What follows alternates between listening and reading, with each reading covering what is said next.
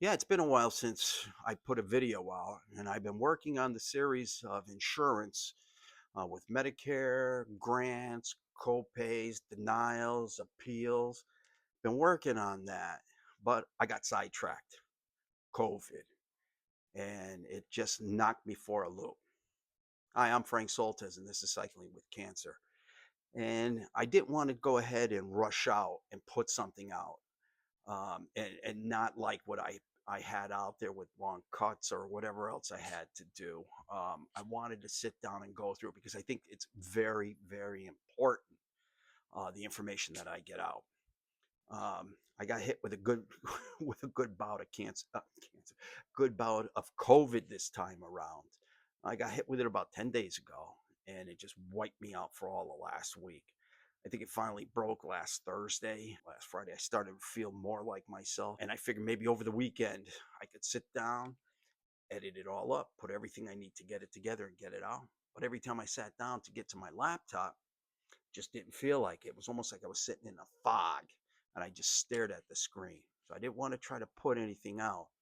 I thought it'd be better if I sat down and put a video out explaining why I haven't been able to get to anything lately. And right now I feel good. And it's probably best that I did it that way too. I sat with my insurance man today and we went through the plans that I have and my wife has. And I thought we were going to have to make major changes for everything. But he has more resources than I have. So when I sat down and explained what I thought it was, he brought up the information that he had, and we walked through everything. Come to find out, the only thing I need to change is my Part D, and that's due to my chemo medicine that I have to take. My current insurance plan is dropping it. They're not going to cover that anymore. And in the video, I'm going to reshoot now because of that and include the information that I have from my insurance man. I'm going to go ahead and explain what happened. Basically, they're not going to cover it. It's going to be an astronomical price now to cover it. So I'm going to end up changing it. However, I thought I would have to change my Medicare portion as well, my supplemental insurance. But my insurance Humana is still going to cover me. They're not taking on anybody else. And I'm ending up with a better deal than if I went and switched to a different one. So that's good. And again, looking through my wife's and what she has, her insurance is still going to be better. And that's more detail I can get into later. But my message for today is if you're thinking about it or if you don't want to get a COVID shot, please go out and get it. I got it, I believe, through a friend of my son. And, it just got passed around. And before we knew what happened, it went right through us. And I got my flu shot. And in fact, I was going to go out and get my COVID shot. And that's when I got hit. Because of the way my cancer is and stuff, I don't want to get my flu shot and then in a short time get my COVID shot right away. I'd rather wait, let the flu shot run its course through me in case I get some aches or pains or whatever, and then go ahead and get the COVID shot.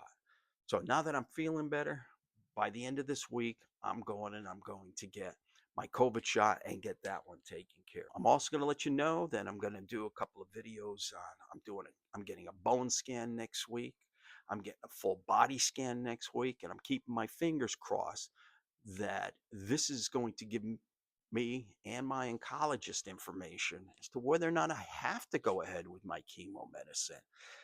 Really, again, I really keep my fingers crossed on it. It's been 2 years. I can't believe 2 years has flown by already. And that's what he said. After 2 years, we're going to go ahead and reevaluate it and see how you are. I feel good. Everything's been fantastic up to this point. So I'm hoping now that I can go ahead and at least not right away drop the medicine, at least cut it in half and let my body adjust to it. And then I have to find out what are the mechanisms that are going to be going into place to monitor me if I if we lower the dosage or cut it out altogether. Because I don't want to wait 3 months when I go back for the next follow-up and find out all of a sudden I have a spike in a PSA because the cancer's starting to come back again. So that's some big questions that we're going to have to sit down and go through. But again, I just wanted to sit down, get this video out, let you know that I haven't disappeared, that I'm going to get that insurance series out. I'm going to start working on it this week, and hopefully by the end of this week, I'll have the first part of it out, and I'll be getting the videos together on the other one. I'll be making the videos on the bone scan and the body scan and let you know the results of that. And then the big one, we'll pull it all together when I go to see my oncologist December 2nd for my follow up, and then figure out where do we go from here. But thank you so much for your patience. I really appreciate it. I appreciate the time you give me for this. Again, I'm Frank Soltes. This is Cycling with Cancer. Keep pedaling.